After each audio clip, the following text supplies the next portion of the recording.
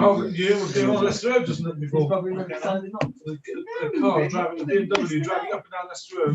Flag. Yeah, just me. Yeah, no, you have to report it. It's been well over the racially aggravated. We should ignore it. We shouldn't respond to them because that's what they want. They want a flag.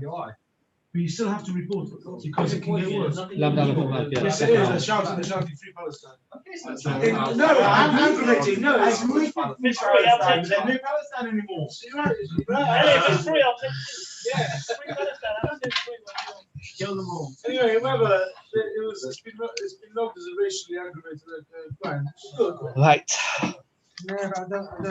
What about people? We're up to Beis Hashem Yisborach, Yoma, Daf Lamed Aleph, Amud Aleph, 2 lines from the top. Quite a short daf. Yes, I went without it.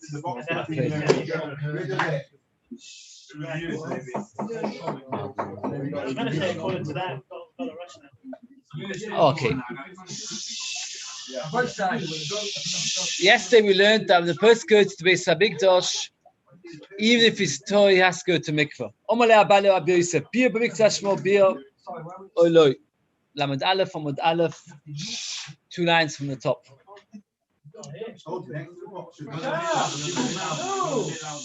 Omalei Abale Rabbi Yosef.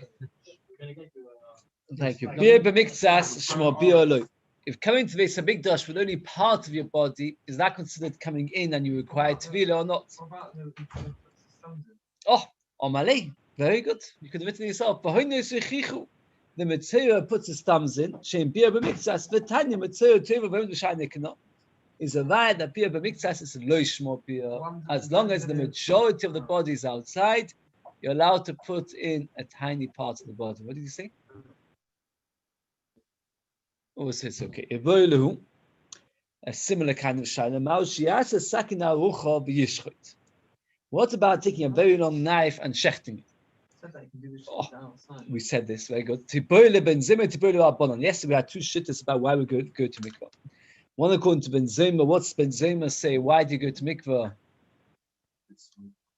Kavachema. Tiboilu Abon say it's not necessary. The pliga leid Rabbi Yehuda, like more explains. Tiboilu Ben Zoma ad kalim mechav Ben Zoma legavoy. Only when you go in. But when you're outside, so maybe you could be able to shecht while you're standing outside this mikdash.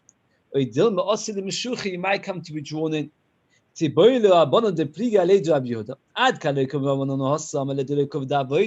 that it's not necessary to table because you're not doing the avodah. But over here, we're actually doing the avodah. So therefore, that's much worse than just coming in. Maybe there's no difference to take. So the Gemara's got a shaila over here regarding a tohoi person who has not been to mikvah. Can he shecht standing outside the Beis Hamikdash with a very long knife? And the Gemara says you can ask the shaila according to both opinions we had yesterday. According to the opinion that you always need to go to mikvah, so maybe over here you have to go to mikvah. Why? Because like according to Ben Zoma, if you're going Gadol. Maybe that's only because you're going in. But here you're standing outside, so maybe you don't need to. According to the Chacham, they say it's not necessary. Maybe it's not necessary because you're not doing avodah, but over here you're actually doing avodah take. So Tosfos points out, it's the third Tosfos on the page, Oidoma. That is interesting. Now the halacha is that by a Tomei person, we allow, I want to mention it, a Tomei person is allowed to send a long knife and shecht. Which is very strange. Here we're talking about a toy person has been to mikvah. We're asking it as a shaila, but by a tummy person, we're not so concerned. How can that be? But this toy person also not she's got a long knife. He will never come into the base mikvah because he knows he's coming. Very good. That's a very shleima adrabah. It's the last 4 lines of that third Tosfos inside. Levi says, yeah, they said it's asking the tummy who zoit favor yayil. A tummy person wouldn't dream of coming to Beis Hamikdash. So therefore he's more cautious. What do you say?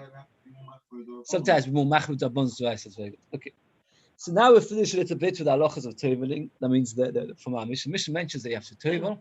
We said that even a toy person needs to tovel. Yesterday we said 3 different opinions exactly who.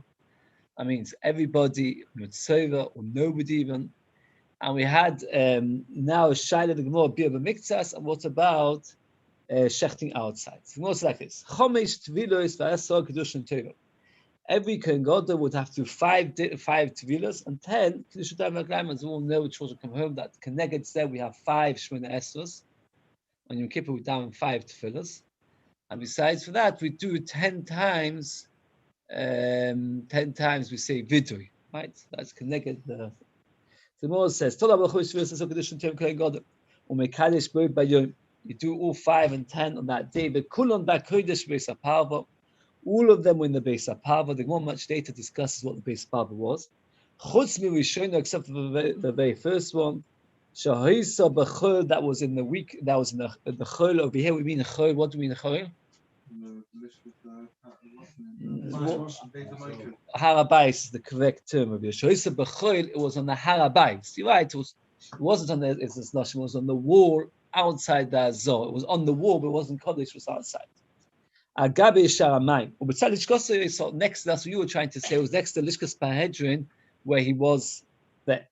So therefore, if you look in the picture, I once showed it right at the beginning. There were 2 places where you had here. Here's one place, Sharamayim, was where he tabled most of the day, except for once in the day he tabled over here. So the first time he tabled was by the bottom one. The second, the rest of the time he tabled on the top one. It's an interesting thesis. The thesis asks Sakasha. If you remember, we learned that the rooftops in Yerushalayim are not Kodesh, and that's why. If you ever buy a property in Yerushalayim, you should buy it on ground floor. So Tesis asked the Kasha, the Sha'amayim was on the roof. How could it be Kodesh? Anybody got an answer? It was at the level of ground level. Very good. It was a roof from one side, the ground level from the other. That's not Very ground good. level. So that is Kodesh. That is Kodesh. We had that. We actually had a full more in what was it? Psochim. If you buy on certain floors, not the other floors. What Yes. is considered the ground level? That's what it says. Let's see. Let's just see the first few words. Come on, Shabbos. It was equal to the Garka Azor. Okay. So the Gemara says, Omar Rabbi, Shmamino, Ein Eitom Gavoya Mikaka Azor Esim V'Sholosh Amos. That means, in order to have a kosher mikveh, you can't take water with a bucket and pour it into a place because it'll be possible once it goes into a cup. So you have to have a spring going directly into the mikveh. So what happened was, and I asked loads of people to give an answer, but basically there was a stream running in the Beis HaMikdash, which was higher than the walls of the Beis HaMikdash, because this was above the wall of the Beis HaMikdash. It was on top. It was on the roof by Lishkas Parhedrin. By here, there's his room on Lishkas, which was on top of the wall, and next to it there was a small place to which you could table. So you have the wall, the shower, which is 20 amas. Now, how deep does a mikveh need to be? Does anybody know? Good. I'm going to discuss it a little bit outside. I'm going to go to the inside. The Gemara says "V'tova b'mayim." B'mayim means the water.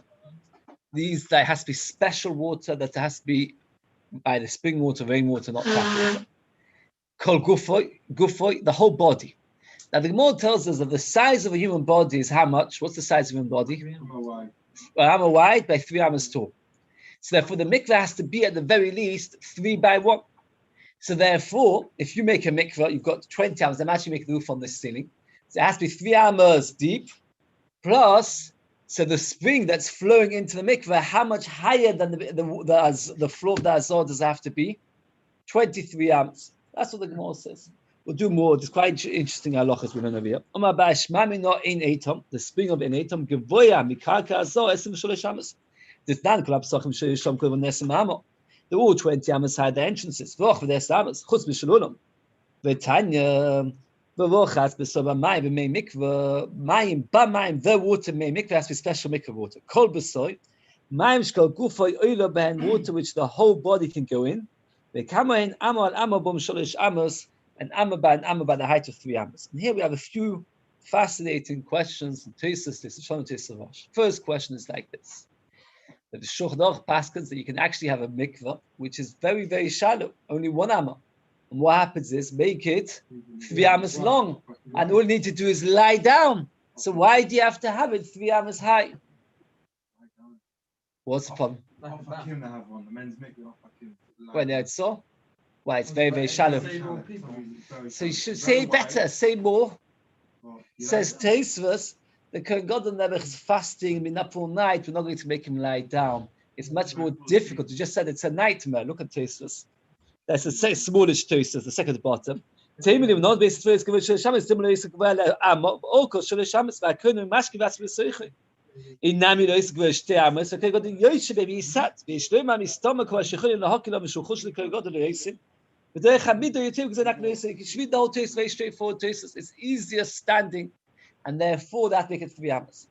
Now here the next test is the most fascinating test. We've discussed this a few times, discussed it again. Test asks how high is a human body? So we just said how high is a normal person for 3 amos. Now know how much is an amma between 60 centimeters to how much? To 48. 48. 60 times 3 is 180. 48 times 3 is 144. Tosfos discusses the 3 amas. Does it reach the shoulders or the top of the head? This is the discussion of Tosfos. And we said that perhaps the Machlikas Chazon Ish no is dependent, because to say that a normal average person is 144 to the top of his head makes people very, very short. But to the shoulders, it fits in much better. According to the Chazon Ish, that we say, according to it's 180 to the top of the head, it is discussed. Now, Tosfos asks a lot of questions.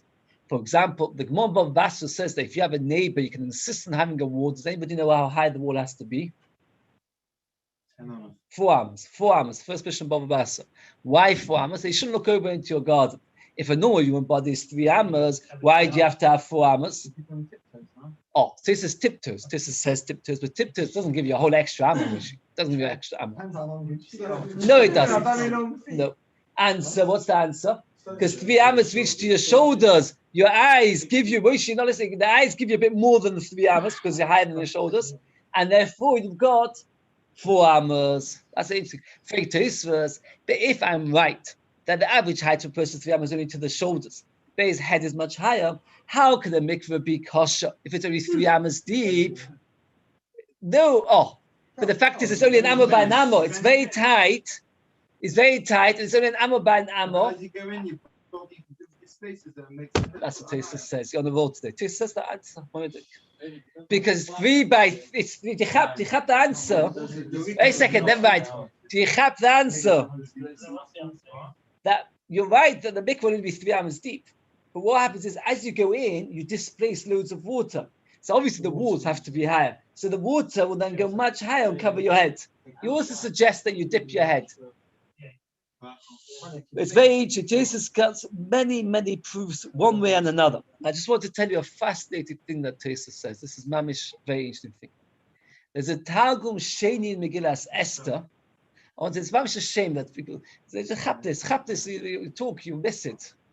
You'll never hear it again. 7.5 years. No, you won't hear it again. You won't watch it on YouTube, but you won't hear it again. Listen very carefully. Haman Rosh wanted to hang Mordechai Tzaddik. He wanted to kill Mordechai Tzaddik. What did his wife and friends tell him? What's the idea? Build a gallows. How high should the gallows be? 50 amos. How high is 50 amos? Good Chazon Ish is 30 meters. Now, imagine building, even today, a 30-meter pole. Even today with modern-day tractors. It's a huge undertaking, right? In the olden days, not listening again. In the olden days, 30-meter is a huge thing. Why did he insist? Why did she insist? Well, wait, she didn't know that. He was wanting to hang Mordechai Tzaddik. Wait a second. Oh, she wanted that. It's too petty for Haman to get himself involved with one person. But he wants to make a statue that everybody should know what happens when you start with Haman. If you want to make a very like Nelson's pillar, you want to make something which everybody should know what it's like, what you have to do is you have to make it very, very high. So therefore she advised when he knocked down his palace, he took the main beam, the very big beam, and he stuck it in the ground. But it was all obviously by Hashgacha Pratis, because in the end we needed exactly 50 amos in order to fit all Haman with his 10 sons. Why? Because you need 3 amos in the ground to keep it that it shouldn't sway. That's 47 left. There was 11 of them. Each one was 3 amos tall, is 33, plus another and another amma in between. That means every one of them needs to have one between, that it should be shown clearly that it's not one person, but it's 11 different people. That's 44. There is 11 plus 11 people, 3 plus 11 gaps is 44, but 3 at the bottom is thing. And the Tisa says that says that the extra 3 was at the top to prepare the rope and to hanging down, etc. What? So they needed exactly the 5th hour. That was Shani goes through it exactly. Fake taste first. What's Tisa's question? Because how much it was with the shoulders is more than 3 amas. Let's wait a second. Tony's asked a very good question. Tis asks this question. That if I just said to you that a normal human being is more than 3 amas because it includes the head is always 4 amas, and you need a number gap, so you need 50. It's not big enough at all. Either it was a net. Why not? Didn't they cut something out there? No, the net next. We had it somewhere. We had it. Says Tosfos a murder answer. When they hung the sons of Haman, were they alive or dead? They were dead. If you look at the pasuk, they killed them and then they hung them afterwards. When you kill somebody in the old days, what was the most convenient way? You cut off his head. So therefore, they were hung without heads. Now I'll tell you a very interesting thing. In the period of Tanis Esther, we say, dogim, like that, like the way you string fish, sulvu chavuzim or something. That's the words. Like how fish are strung up, so the sons of Haman were strung up. So simple pshat is like you see a string of fish. I saw once a murder pshat. Most things when you hang, you've got a head, it's very easy to hang. But how do you hang a fish? It's got no head. So the answer is you have to put it through the stomach. That's the only way to hang a fish. The sons of Haman had no heads, because if they would have had heads, they wouldn't have fitted in. If you look in the damning, let me just read out the words for you, because it's unbelievable.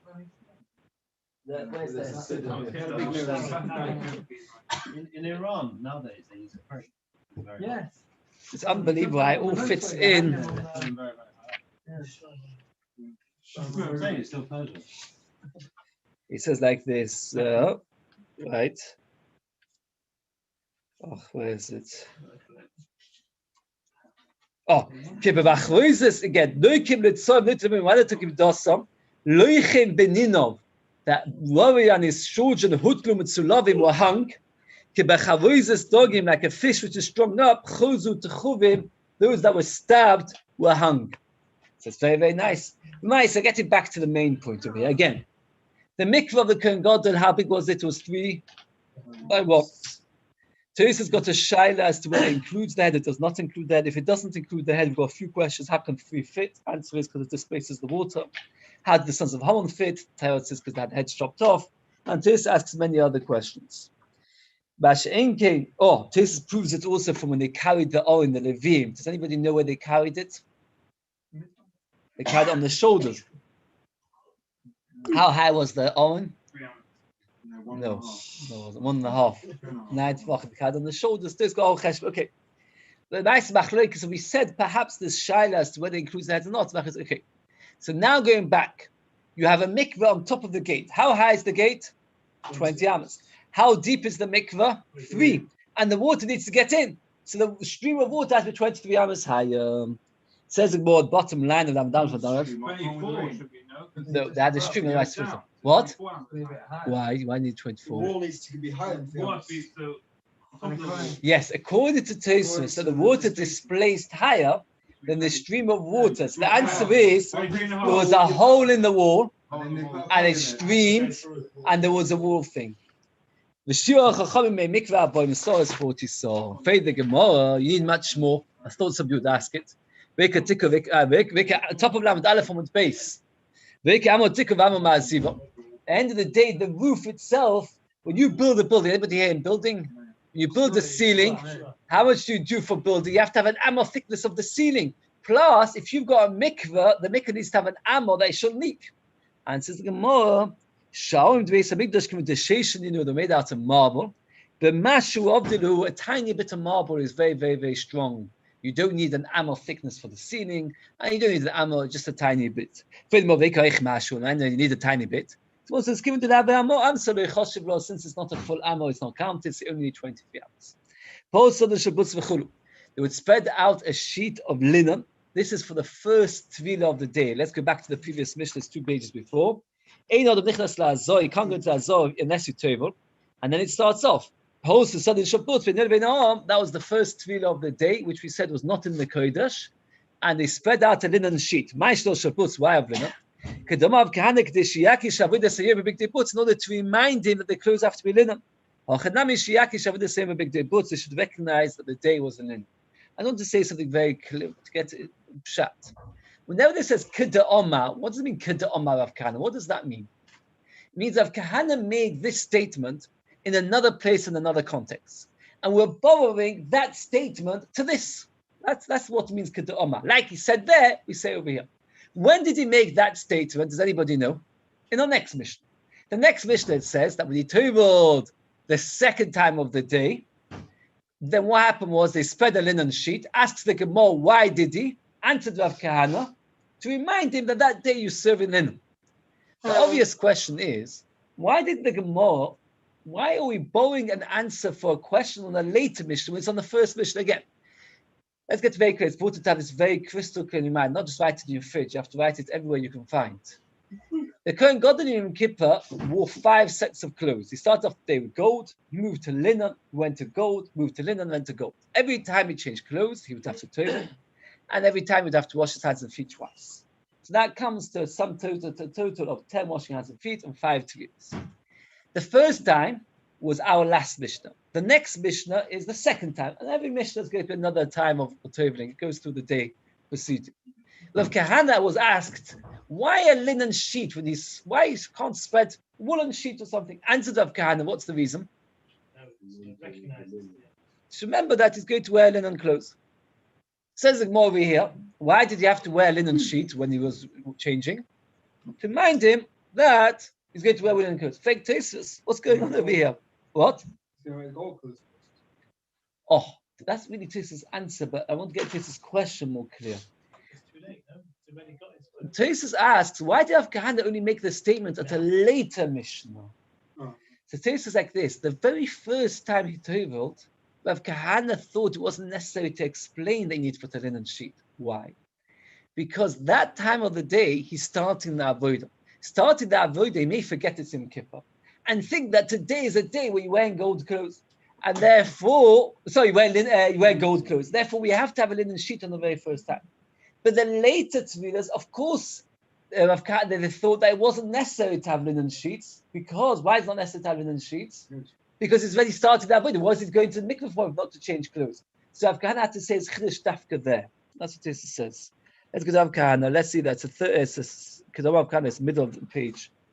Come on, Gabi, will big deal on team. My shot domon limos sa safe la veish. It is really choshesh them. The pshita tzarich keir shlit to lash chosh with them godem keder shlo is kolim yosashon. Okay, I can see that people are not really. But also, there's another answer is that they thought once you've done it once, it's not necessary to do it twice. Meaning, this is disturbed. Rav Kahana had to say it there, not here. It's a very important understanding. When everyone says Kida Omar, that means this is something which is being said elsewhere. We have to understand it here as well. Okay. Pasha next Mishnah. The Mishnah now continues. So what's he done so far? He's got on his. What did he do? He's starting off his day. So what happened was we put out a sheet that he should be able to get undressed. Poshat, he undressed. Yoad v'toval, he went down and tevad all over his stapik. He came out and he dried himself. And regarding this word for this stapik, he dried himself. There's a beautiful tumult and discussion in the Poskim and Achronim. Why in the world does the Mishnah mention that he dried himself? Why did the Mishnah dried himself? What would you think? That he would walk around soaking wet all day? Let's say he wants to be wet all day. He's scared to touch his body again. You touch your body, it's something that's usually covered. You have to wash again, maybe. Yeah, but Would that be an issue? what? If he touches his body again. Yeah, why would he touch his body? Because he's drying himself. While he's drying himself, he washes his hands and feet anyway after he dries himself. Yeah. So the many explain that Mishnah Melech, like Shai pointed out, unbelievable Chiddush of Mishnah Melech, that he has to dry himself. Because if he doesn't dry himself, there's a special halacha that the clothes have to touch his body. If he's got one loose hair, let's say a hair falls off his chest, and it goes between his shirt and his clothes, he's not kosher as avodah because it's a chatzitza. So if he doesn't dry himself, says Mishnah Melech, it's a chatzitza. And Mishnah Melech was thrilled with this, he said, until he noticed that the Rambam writes the halachas of drying himself on Yom Kippur but did not write the halacha of drying himself every single day when every person comes to Beis Hamikdash. A kohen, every single kohen who comes to Beis Hamikdash, washes himself, tovers himself, should have to dry himself. The heater, the dryer, the heat up, the warm up. Not every day. The Ram doesn't pass that you have to do that. If it's me'ikah halacha, that is a shayla and a chatzitza, the Ram should have passed it by every single kohen that comes to Beis Hamikdash that tovers, he should dry himself. Maybe they state the time between when they. Oh, why would it be? You show him when you get dressed. What? Why? Why would you take to go? Why? So there's a sefer Pnei Moshe that says another chap. That which day of the year to Yom Kippur? And Yom Kippur you're not allowed to wash yourself. If you're not allowed to wash yourself, it's only because it's mechuyev to Torah, because it's a special mitzvah. Therefore, he had to dry himself, not to have the pleasure of washing for a moment longer than necessary. Not like Mishnah Melech. He argues Mishnah Melech because of the cash that Mishnah Melech himself has. Because good Mishnah Melech, every single kohen will be mechuyev to dry himself, but we only have the salach on Yom Kippur. And everybody gets very worked up with the Pnei Moshe. Why? Because the halacha is brought down mechab. Let's say, for example, a person in Yom Kippur needs to go to a Dvar mitzvah. Let's say he needs to go visit his Rav, and he walks through a river. Is he allowed to? Yes. Is he mechuyev to dry himself after he came out of the river? No. Why? Because the pleasure is getting wet, not being wet. So it comes out that the chiddush of this Pnei Moshe that you have to dry yourself afterwards is not true. You don't have to dry yourself.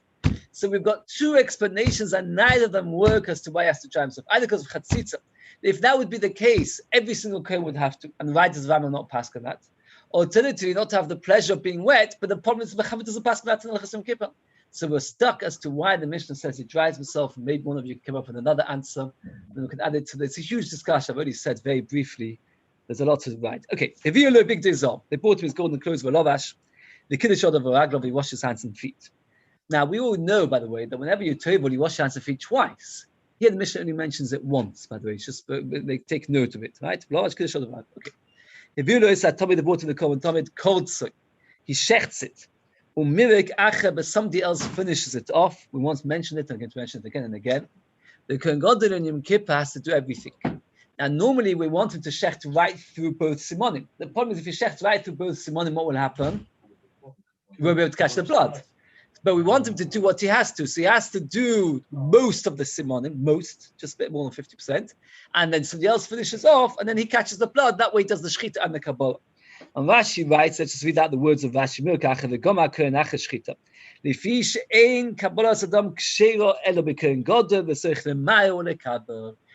kohen gadol, and it's not kosher unless it's kohen gadol. And there's a discussion that said it goes right from Maseches Yoma, which is what? That what about the avodah which is not essential to Yom Kippur does the kohen gadol have to do? For example, the Kohen Tomid. The Kohen Tomid is brought every day. From this Rashi, it's a proof that what? What does Rashi say? We're talking about the Kohen Tomid. You have to have a Kohen Gadol even for Kabbalas Hadam. Rashi says that he was like very excited with this Rashi. Because Rashi says very clearly, he says you can't get a more clear Rashi, that everything has to be done with the Kohen Gadol. We said there's Machlokes Rishonim, goes back and forth the whole time. There's rise, this one, that way. Okay. Nobody seems to be as excited as Rashi about this. I'm not sure why not. What? Somebody else finishes off the Shechita. Kibeles Adami catches the blood with Zok, he does Zvika. Where does he do Zvika, by the way? Where does he do Zvika? On the Mizbeach HaChitzon, how many times he does Zvika? Twice. Shtam Shanarba. Which corners does he do? Does anybody remember? Northeast and southwest. How can you forget such thing? You know that London is in the south. So this, remember where the Mizbeach is. First northeast, and then why did he do northeast first? It was nearer the. No, not quite. He would go. The Yisroel only started by the northeast corner, and he started first with the. He started first with the southeast, but the southeast has no corner. Then he went round on the right hand side. It's northeast and south. Okay. Nichnas lakte keter shachris. He went and then bought the keteris in the morning. Prepared the candles. And then he sacrificed, he brought in his back the head and all the limbs. So it's shown in a few daf later asks the question, why the head and the limbs? What about, why is the head mentioned separately? This is a very simple answer. Anybody want to suggest it? because the head being cut off, since it's been cut off, you might have thought that's not part of the Nesach. Okay. But might say and then he brings the special pancakes, which can go to bring every day. There's the wine that comes with every Kohen Tamid. Now the Mishnah just says another halacha that you should be aware. Every morning and afternoon you bought the keteris. The morning keteris was bought between sprinkling the blood and putting the limbs. The afternoon Kohen Tamid between the limbs and the sochim. The more does go into quite detail the order, but you must memorize this. The keteris in the morning was done between the blood, sprinkling the blood, and putting the limbs on the mizbeach. Not like you said, Levi, by the way. There was no rush. You said to me, as we talked about Kabbalah and Zvika, you said there was a break between Kabbalah and Zvika. There was no break between Kabbalah and Zvika. There was a break between Zvika and the Kedah Sevoim. And in the afternoon, there was a break between the Shemina Abayim and the Evon and the Sachim, between the limbs and the Sachim. If it was old, or ill, or fussy, would heat up hot water, and throw it into cold water, and take away the cold. You must remember there was cold water. So they would heat up on Yom Kippur hot water and throw it in. We've got just 2 minutes of interesting words like this. This halacha, where would you have put these words? Right at the beginning of the last Mishnah. Very good. Okay, we got to ask the kasha. Why is it doing over here? He's very toivled, or beginning of our Mishnah at the very least. He's already done a lot more than Tevel. He's Tevel, he's bought the Kohen Tamid, he's bought the Ketuvas, he's cleaned the candles, he's bought the Chavitit, and now you tell me, by the way, you should just know that if he was cold, you can heat up the mikvah. The very second time it gets colder as the day goes on. Half of what you said is brilliant, but the other half I'm not sure. Why would it get cold as it's been all night? Kiva says the answer is that indeed you could only heat it up the second time. Why? Because the Gemara says the way they would heat it up is they would take hot metal rods, which were boiling hot, and throw it into the water. Now, what happens to metal, which is very, very hot, and you throw it into cold water? More than that, we actually did learn it once. The metal becomes stronger. So it's tikkun mana. It's only drabban. Oh, Einshus B'Mikdash. Says of Kiveiga Mordechai. The second time he toveled was where? In the Azor. So therefore you could eat it up because the Einshus B'Mikdash. But the first time he toveled was in the Choil. It was on the Beis. And then the Yeshvus B'Mikdash. So therefore you could only heat it up the second time. You were halfway there. That everybody gets so upset with Kiveiga. You can't imagine why they get so upset. Because the halacha of Einshvus B'Mikdash is also said by the Beis. It is said by the Beis. But Maisa, Kiveiga is going to write Maisa. It's an interesting chap as to why we only said it by the second one, not by the first one, because you see the next Mishnah is going to feel okay. Now we're going to have a big machlokes Kiddush Davar. It goes a bit on and on, and it's better to get it as clear as possible. Every time the Kohen Gadol was in Yom Kippur, how many times wash his hands and feet? Twice.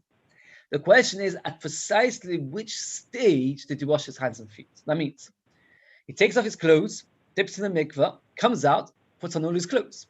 So he could wash his hands and feet before he starts taking off his clothes, or after he takes off his clothes, and then when he comes out of the mikveh, he can wash his hands and feet after he came out of the mikveh before he puts on his clothes, or put on his clothes and afterwards wash his hands and feet. How about drying himself? Okay, that doesn't matter. You can dry himself later. He's wearing shorts, not shorts. He wore short trousers. Again, I'm not sure what's the question. Again, at both the beginning and the end, there's a question when he washed his hands and feet. Did he wash his hands and feet before he got undressed? And then get undressed, toivel? Or did he take off his clothes, then wash his hands and feet and toivel? It's very interesting. Somebody asked me, and at first I thought it's not cash, but I since his Shlomo asks it, that he comes out, according to the man Doma, that he gets undressed and then washes his hands and feet. That in fact, the halacha is you can only wash your hands and feet in the Beis Hamikdash. You can't wash your hands and feet outside the Beis Hamikdash. So you'd have to walk completely undressed, from getting undressed from next to the mikveh to where the kiyur is, wash his hands and feet, and then tovel. You might say interesting. I mean, it's not possible, but just it's interesting to. Since the Shalom points it out, he says probably what they did was, according to that man Doma, is they put sheets around and nobody could see him, cloths around. But the Gemara doesn't talk about it. Now, so again, there's a machlokes at which exact stage did he wash his hands and feet. Can anybody prove? The Gemara in the Havamin at the very least understood that the machlokes when you wash your hands and feet is a little bit to do of why you're washing your hands and feet. If you wash your hands and feet before you take off the clothes, the reason you're washing your hands and feet is because of the previous clothes. If you wash your hands and feet after you take off your clothes, The reason you wash your hands and feet is preparation for the second set of clothes. In our Mishnah, I pointed out, noted to you, it only says once wash your hands and feet. Why? Because at the beginning of the day, he's wearing his normal weekday clothes, wearing his high jacket, his frack, his Becker show, his Streimer, whatever. Sure, the Kohen Gadol must have worn a Streimer. No? You don't think so? A big white suggy. Or maybe more like Rabbi Yosef. You never know what he wore. The Maisa, he wore something. You never could have worn different. He could have worn a Nike t-shirt. The Maisa, but he took off his clothes and then he told. The Mishnah does not mention the washing hands and feet. Why? Now, if you say he washed his hands and feet before he took off his clothes, and the washing hands and feet was because of the original set of clothes, that makes a lot of sense. It doesn't mention washing his hands and feet because it's nothing. Now, if you say that he washed his hands and feet after he took off his clothes, our Mishnah should have mentioned it. This is a machlokes of Meir and Chachamim, and the Gemara wants to prove not like our Meir from our Mishnah. Let's see more inside. The Chachamim said in front of our Papa. Our Mishnah is not like our Meir. Given that both washing hands and feet is for their second dressing. Should do two hands and feet, washing hands and feet for the second visha. Everybody agrees that the first washing hands and feet is for the first set, and the second one is for the second set. And even though they argue when, they don't argue as to why. Everybody agrees it's because of the first set of clothes, the first one, and the second set of clothes, the second one. And in our Mishnah, we're taking off his weekday clothes, meaning completely weekday clothes. Of course, he's only going to wash his hands and feet once. So why do they argue when you should wash your hands and feet? They argue only pshat and posuk, the Torah says he should take off his clothes, wash, and get dressed. Now, rochatz, we're going to explain later, means washing hands and feet. Tova means the tova. Rochatz means to wash his hands and feet. We compare the taking off the clothes to wearing the clothes. Just like when he dresses. First he gets dressed, then he washes his hands. Also the undressing.